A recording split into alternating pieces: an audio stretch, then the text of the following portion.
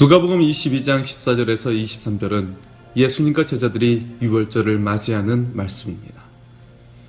1절에는 유월절이 다가오고 있음을 밝혀주고 있고 8절에는 예수님께서 제자들에게 유월절을 맞이할 준비를 하라고 말씀하십니다. 한마디로 이 유월절은 예수님과 제자들의 마지막 식사였던 것입니다. 오늘 말씀은 14절에 때가 이르매 라는 말로 시작합니다.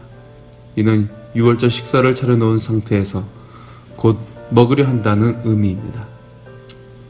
예수님은 유월절 식사를 제자들과 함께 먹기 위해 제자들에게 서둘러 준비하게 하셨습니다. 15절에 보면 주님께서 이 식사를 얼마나 간절히 바라고 있었는지 원하였다고 2번이나 말씀하고 계십니다. 예수님께서는 죽음을 앞두고 이 죽음이야말로 바로 유월절과 직결된 의미가 있음을 알리기 위해 최후의 만찬을 적극적으로 준비하게 하신 것입니다. 따라서 평상시 제자들과 먹는 저녁 식사와는 달리 매우 엄숙한 분위기 가운데 진행되고 있었습니다. 19절에 예수님의 예식적인 행위들이 연속하여 표현되고 있습니다. 또 떡을 가져 감사기도 하시고 떼어 그들에게 주시며 예수님은 먼저 떡을 잡으셨습니다. 그리고 감사하기도 하셨습니다. 기도가 끝난 후 떡을 떼어 제자들에게 나누어 주셨습니다. 그리고 예수님께서는 제자들에게 차분한 음성으로 이 예식의 의미를 설명하십니다. 이것은 너희를 위하여 주는 내 몸이라. 이 잔은 내 피로 세우는 새 언약이니 곧 너희를 위하여 붓는 것이라. 유월절의 식사는 바로 예수님의 죽음을 예고한 의식이기에 예수님의 몸이 짓이겨지고 그의 피를 쏟아내며 죽는 그 모습을 제자들의 기억에 생생히 남기시고자 이러한 예식을 식사 시간에 행하셨던 것입니다. 성찬식이 없는 기독교는 기독교가 아닌 것은 예수님의 죽으심과 부활하심을 통해 기독교가 존재하기 때문입니다. 예수님의 죽으심과 부활이 없는 기독교는 있을 수 없습니다. 유월절은 이스라엘이 애굽의 종되었던 곳에서 출애굽하던 전날 유월절을 지켰습니다. 유월절은 양을 잡아 피를 문에다 바르고 무교병을 먹되 서둘러 먹었던 것입니다. 유월절은 이스라엘이 애굽에서 종되었던 곳에서 구원을 얻은 것을 기념하는 절기입니다. 예수님께서는 유월절을 지어나시며 제자들과 식탁에 둘러 앉으셨습니다.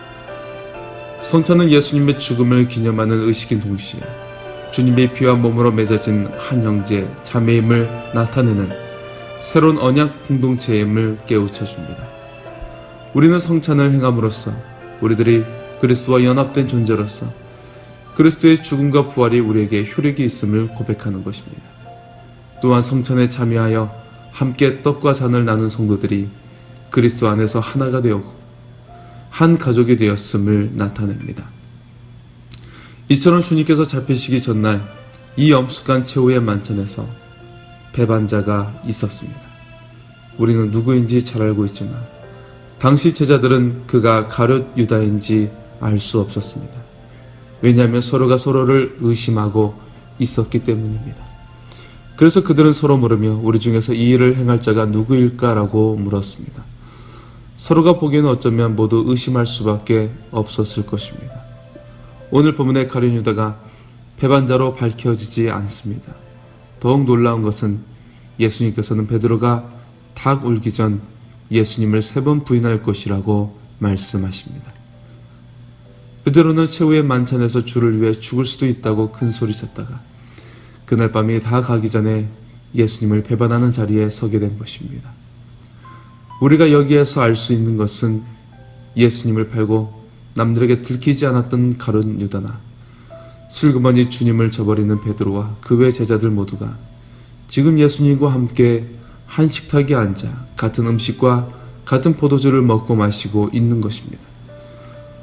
성찬식을 거행하는 자리 또는 주일 예배를 드리는 우리 모습은 매우 경건하고 엄숙하게 보이며 절대로 주님을 부인하지 않을 것처럼 여겨집니다.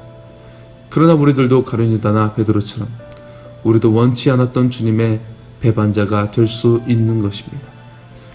그래서 예수님께서는 31절에 베드로를 향해 시몬아 시몬아라고 2번이나 반복해서 다급하게 부르시며 지금 사탄이 너를 밀가 부르듯 너를 다루고 있으니 정신 차리고 있으라고 말씀을 하고 계십니다. 밀가 부르듯이라는 말은 채를 찌며 흔드는 것을 말합니다. 예수님의 제자들은 거룩한 성찬 시간, 그리고 예수님께서 잡히시기 전날 주님께서 좀 더 제자들과 친밀하게 보내려는 그날에도 누가 큰 자인지 서로 다투고 있었습니다. 지금 우리가 주님을 굳게 믿고 있다는 우리 신앙은 얼마나 연약하고 불완전합니까?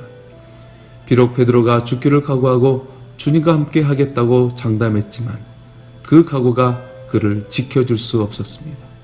베드로에게 유일한 참된 소망은 그를 위해 기도하시겠다는 예수님의 약속에 있었습니다. 우리가 평소 가졌던 신앙심과 교회에서의 믿음 생활에 스스로 속기 쉽습니다.